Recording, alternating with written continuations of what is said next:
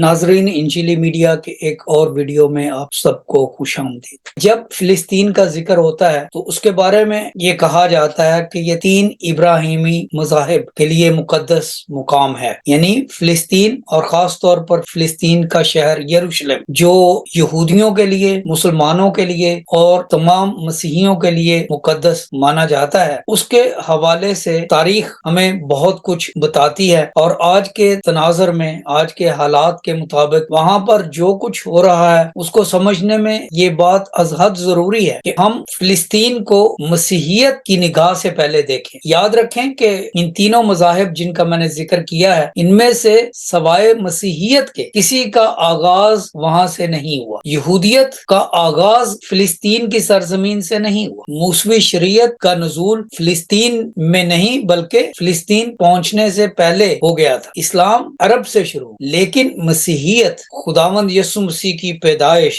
وہ بیت لحم میں ہوئی، وہی بیت لحم جو آج بھی فلسطین کے مغربی کنارے میں موجود ہے۔ مسیحیت کے بانی یعنی خداوند یسوع مسیح نے اپنے جتنے معجزات کیے، 37 معجزات جو ریکارڈ کیے گئے ہمارے لیے، وہ سب کے سب سرزمین فلسطین میں ہوئے، اور خداوند یسوع مسیح نے تقریباً 46 کہانیاں بتائیں جنہیں تمثیلیں کہتے ہیں، وہ بھی سب فلسطین کی سرزمین میں سنائی گئی۔ خداوند یسوع مسیح کا تمام بچپن، ان کا لڑکپن، ان کی جوانی فلسطین میں گزری، سوائے وقفے کے جو انہیں مصر میں گزارنے پڑے جب وہ ابھی بالکل نومولود تھے۔ اس کے علاوہ خداوند یسوع مسیح کا بپتسمہ دریائے یردن میں ہوا۔ یہ وہی یردن ہے جس کے مغربی کنارے کی پار سرزمین کو مغربی کنارہ کہا جاتا ہے، اور اس کے مشرقی کنارے دریائے یردن کے، دریائے اردن بھی اسے کہتے ہیں، ریور جارڈن، بیت لحم فلسطین میں، یروشلم فلسطین میں، دریائے یردن فلسطین میں، خداوند یسوع مسیح نے لازر کو زندہ کیا وہ علاقہ فلسطین میں، گلیل کی جھیل جہاں پر معجزات ہوئے وہ بھی فلسطین میں۔ غرض فلسطین اور مسیحیت کا آپس میں جو تعلق ہے وہ کسی اور مذہب کا نہیں۔ خداوند یسوع مسیح تقریباً 33 سال اس زمین پر رہے، اور پھر وہ صعود فرما گئے۔ ان کی خالی قبر جو ان کی خداوندی اور ان کے معجزات کا منہ بولتا ثبوت ہے وہ بھی فلسطین میں ہے، اور جس پہاڑ سے وہ اٹھا لیے گئے، صعود فرما گئے، کوہ زیتون، وہ بھی فلسطین میں ہے۔ تو کہنے کا مقصد یہ ہے کہ مسیحیت دراصل فلسطین کا مذہب ہے۔ آغازی طور پر پہلا شہید مسیحیت کا یعنی استفنس یروشلم میں اس نے شہادت پائی۔ مسیحیت کے تمام وہ بیانات جو خداوند یسوع مسیح کے دہنے اقدس سے نکلے وہ فلسطین میں ہی تھے، اور ان کے زمین پر سے اٹھا لیے جانے کے بعد مسیحیت کا پہلا خطبہ جو پطرس رسول نے یروشلم میں دیا وہ بھی فلسطین میں ہی ہے۔ اعمال کے 2 باب میں بتایا گیا کہ جب پطرس وہاں پر منادی کر رہا تھا پینتیکوسٹ کے دن، تو وہاں پر مختلف لوگ تھے، اور ان میں ایک قوم جس کا ذکر کیا گیا وہ عرب بھی تھے، لہٰذا یہ عرب شروع سے ہی مسیحیت سے واقف ہوئے، اور اس کے بعد مسیحیت عرب میں پھیلتی گئی۔ یہ بات اور بھی اہمیت کی حامل ہو جاتی ہے جب ہم یہ سمجھتے ہیں، یا جب ہم اس بات کو سمجھ لیتے ہیں کہ خداوند یسوع مسیح جب اس دنیا پر آئے تو فلسطین کا تمام علاقہ رومی سلطنت کے زیر اثر تھا۔ تقریباً 23 قبل از مسیح سے رومیوں نے اس علاقے کو اپنا ایک صوبہ بنا لیا تھا، اور جب خداوند یسوع مسیح کی پیدائش ہوئی تو یہ سارا علاقہ جسے آج ہم اردن اور شام اور فلسطین اور لبنان اور اس کے ارد گرد مضافات کے جتنے بھی علاقے، یہ سب رومن سلطنت کے تھے۔ اور وہاں پر ہم دیکھتے ہیں کہ صرف یہودی قوم تھی، اور اس کے علاوہ کچھ بت پرست لوگ تھے۔ جب خداوند یسوع مسیح آئے تو وہ سارا خطہ یا یہودی تھا یا پھر مسیحیت میں داخل ہو گیا۔ رومیوں کی اپنی حکومت تھی اور ان کے اپنے دیوی دیوتا تھے، یہ بت پرست قوم تھی۔ خداوند یسوع مسیح جب اس دنیا میں تھے تو انہوں نے ایک پیشین گوئی کی، اور انہوں نے ہیرودیس کی جو ہیکل تھی، دوسری ہیکل مقدس جسے ہیروڈین ٹیمپل کہا جاتا ہے، ہیرودیس کی ہیکل کیونکہ اس نے بنوائی تھی، اس میں توسیع کی تھی، تو اس کے بارے میں خداوند یسوع مسیح نے فرمایا کہ ایک وقت آئے گا جب اس عمارت کے پتھر پر پتھر نہیں رہے گا، لہٰذا ایسا ہی ہوا۔ سن 70 عیسوی میں رومیوں نے یہودیوں کی بغاوتوں سے تنگ آ کر ان کی تہذیب کے مرکز کو تہ و بالا کرنے کے علاوہ اسے بالکل نیست و نابود کر دیا۔ اس یعنی سن 70 عیسوی میں یہودی قوم اپنے ملک کو یعنی اسرائیل کے اس علاقے کو، فلسطین کو چھوڑ کر تو دنیا میں تتر بتر ہو گئی. بہت کم یہودی وہاں پہ رہ گئے اور یہ وہ یہودی تھے جو وہاں سے نکلنے کی ہمت نہیں رکھتے تھے. بعض مسیحیت میں آ گئے، بعض نے رومن دیوی دیوتاؤں کو قبول کر لیا. وہاں پر اب جو مذہب بڑھ رہا تھا وہ مسیحیت تھی. پہلے تو یہ نیا مذہب یعنی خداوند یسوع مسیح کے پیروکاروں کا گروہ جو تھا وہ رومی لوگوں کے ہاتھوں، رومی افواج کے ہاتھوں دکھ اٹھاتا رہا، یہاں تک کہ یہ سلسلہ دراصل خداوند یسوع مسیح کی زندگی سے ہی شروع ہو گیا تھا. یعنی کہ پنتس پلاطس کے ہاتھوں انہوں نے دکھ اٹھایا اور پھر انہیں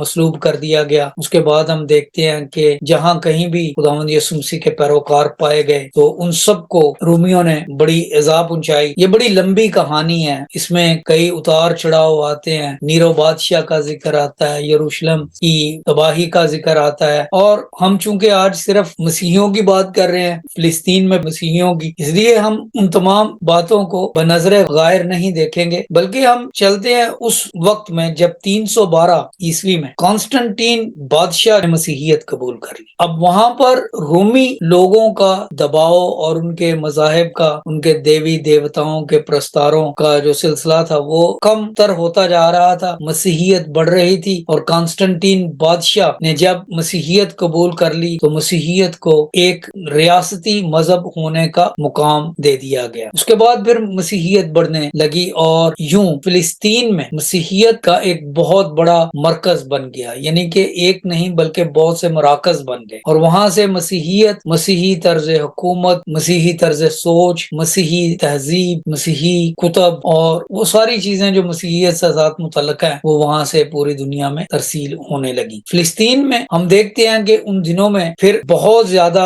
گرجا گھر بنائے گئے، بلکہ یہ گرجا گھر تو دراصل خداوند یسوع مسیح کی زندگی اور ان کی زمینی خدمت کے ختم ہونے کے بعد ہی بنائے جانے شروع کر دیے گئے. اور آج تک فلسطین کو اگر ہم گرجوں کی سرزمین کہیں تو یہ غلط نہیں ہوگا، اس لیے کیونکہ دنیا بھر کے اعلیٰ ترین گرجا گھر آج بھی فلسطین میں پائے جاتے ہیں. جہاں پر خداوند یسوع مسیح کی پیدائش ہوئی وہاں پر بیت لحم کے قصبے میں جو آج فلسطین کے مغربی کنارے میں ہے، وہاں پر ایک بہت بڑا گرجا ہے جسے چرچ آف نیٹیوٹی کہتے ہیں. اس کے قریب ہی ایک اور گرجا ہے جسے چیپل آف شیپرڈز کہتے ہیں. یہ وہ مقام ہے جہاں پر وہ گڈریے رات کو اپنے گلے کی نگہبانی کر رہے تھے جب فرشتے نے آ کر انہیں نوید سنائی کہ بیت لحم میں تمہارے لیے ایک نجات دہندہ پیدا ہوا ہے. پھر وہاں پر چرچ آف ٹرانسفیگریشن ہے، یہ رمالہ میں، اور یہ بھی مغربی کنارے میں. تو یہ وہ جگہ ہے جہاں پر خداوند یسوع مسیح کی صورت تبدیل ہو گئی تھی. یہ تمام واقعات بائبل مقدس میں اناجیل اربعہ میں موجود ہیں. اس کے علاوہ چرچ آف جیکبز ویل ہے، یہ تکرام سٹی، یہ بھی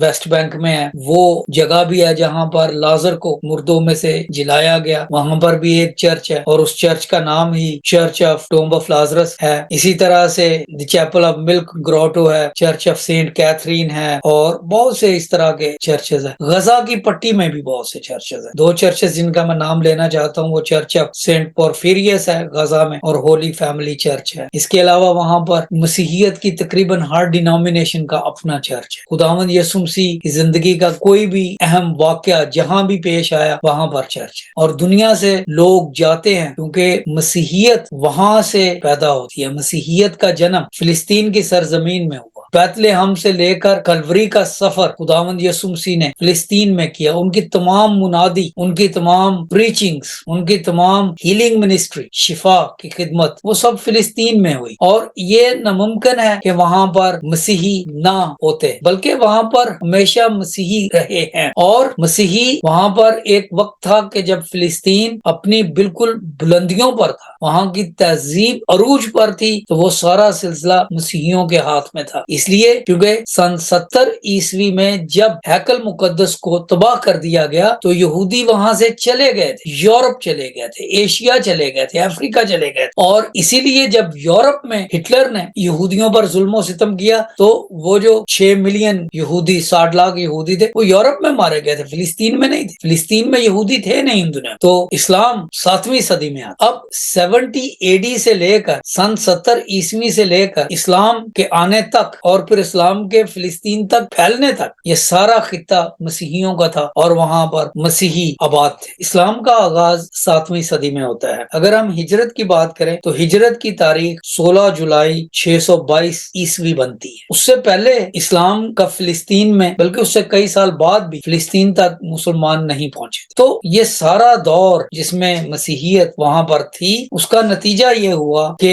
مسیحی وہاں پر تقریباً 90% تک آبادی کا حصہ تھے۔ تاریخ ہمیں بتاتی ہے کہ جب مسلمان افواج اور مسلمان مبلغین وہاں پر پہنچے تو وہاں پر یہودی کم تھے اور مسیحی بہت زیادہ تھے، یعنی فلسطین اس وقت مسیحیوں کی سرزمین تھی۔ تقریباً 90 سے 100% تک مسیحی تھے، اور اس وقت تک یعنی کہ 7ویں صدی تک مسیحیوں نے وہاں پر اپنی تہذیب کو بہت مضبوط اور مستحکم کر لیا تھا۔ ہم ذکر کر چکے ہیں کہ جگہ جگہ پر گرجے تھے، راہب خانے تھے، مونسٹریز تھے، مسیحیوں کے کاروبار تھے، تنظیمیں تھیں، اور یہ سب مسیحی تہذیب کا ایک حصہ تھے۔ پھر مسلمانوں کا جب دور شروع ہوتا ہے فلسطین میں، تو مختلف مملکتوں نے فلسطین کو اپنا حصہ بنایا۔ یہ بھی ایک لمبی داستان ہے، اور آخر کار 17ویں صدی میں سلطنت عثمانیہ کا قبضہ ہو گیا اس سرزمین پر۔ فلسطین کی بات ہو رہی ہے، وہاں پر مسیحی بھی تھے، مسلمان بھی تھے، کچھ یہودی بھی تھے، اور باقی مذاہب کے لوگ بھی تھے، لیکن سلطنت عثمانیہ جو اپنے وقت کی ایک نہایت ہی عالی شان سلطنت تھی، وہ پہلی جنگ عظیم کے شروع ہونے سے پہلے ہی ڈگمگانے لگی، اور یوں ایک ایسا تاریخی سلسلہ چلتا ہے کہ 1908 سے لے کر 1922 تک سلطنت عثمانیہ کا زوال شروع ہو جاتا ہے، اور پھر 1 نومبر 1922 میں گرینڈ نیشنل اسمبلی آف ترکی نے یہ اعلان کیا کہ سلطنت عثمانیہ کو ابالش کیا جا رہا ہے، ختم کیا جا رہا ہے۔ ہم اس بات کا ذکر تو کر چکے ہیں کہ فلسطین کی سرزمین میں اسلام کے وہاں پہنچنے سے پہلے تقریباً 90% مسیحی تھے، اور اس کے بعد آہستہ آہستہ یہ تناسب بدلتا گیا، مسیحی کم ہوتے گئے، مسلمان بڑھتے رہے، کچھ اور قومیں آتی رہیں جاتی رہیں، جیسے مملکتوں میں ہوتا ہے جس طریقے سے سلسلے چلتے ہیں، اور آخر کار یہ ہوا کہ فلسطین کی سرزمین میں ایک بہت ہی متنوع قسم کی آبادی آ گئی۔ لیکن ان تمام باتوں میں یہ مت بھولیے کہ جو بھی سال گزرا، جو بھی صدی گزری، مسیحیوں کا مرکز، مسیحیوں کا فوکس، ان کی سوچ کا محور فلسطین ہی رہا، کیونکہ ہر سال جب کرسمس منایا جاتا تو بیت لحم کی بات ہوتی، اور بیت لحم فلسطین میں تھا۔ ہر سال جب ایسٹر کا تہوار منایا جاتا تو کوہ کیلوری کی بات ہوتی، جب پینتیکوسٹ کا تہوار منایا جاتا تو یروشلم کی بات ہوتی، جب خداوند یسوع مسیح کے صعود فرمانے کی بات ہوتی تو کوہ زیتون کی بات ہوتی، خداوند یسوع مسیح کے بپتسمے کا ذکر ہوتا تو دریائے یردن کا ذکر ہوتا۔ یعنی مسیحیت کی تھیولوجی کا تمام تانا بانا فلسطین اور اس کے مضافات کے علاقے سے ملتا ہے، اس لیے فلسطین مسیحی ایمان کی بنیادی دھرتی ہے، اور وہاں پر مسیحیوں نے بہت خدمت کی ہے، فلسطین کو بہت کچھ بخشا ہے، اور فلسطین میں مسیحیت کے آثار ہمیشہ تک قائم رہیں گے، اس لیے کیونکہ خداوند یسوع مسیح کے مبارک قدم اس دھرتی کی مٹی پر لگے تھے، اس کے نقش پا ان راستوں پر ہیں جو آج فلسطین کہلاتا ہے، اور اس لیے یہ مسیحیوں کے لیے ہمیشہ ایک مقدس اور ایک بامانی اور نہایت اہم سرزمین رہے گی۔ تھینک یو فار واچنگ انجیل میڈیا۔